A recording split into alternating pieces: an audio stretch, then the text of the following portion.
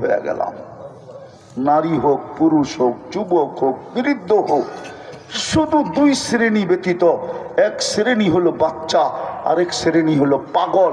এই দুই শ্রেণী ব্যতীত যেই ভাবলো আর মনে মনে এই সিদ্ধান্তে পৌঁছলো, আমি বুঝি শেষ।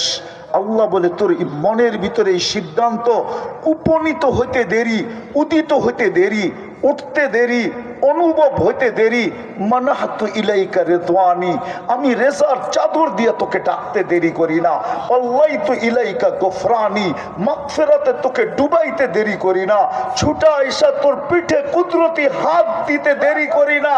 আর চিৎকার দিয়ে বলি, লা তাহজান, চিন্তার কোনো কারণ নাই। গফারতু লাকা যুনুবা ওয়াল আওসার, তোর সমস্ত গুনাহ খাতা মাফ করে দিলাম। ওয়ালি আজলিকা সাম্মাইতু নাফসি আল আজিজুল গফফার, তোর জন্যই তো আমার নাম আজিজুল গফফার। এই জন্যই বলতেছিলাম, ভাবেন।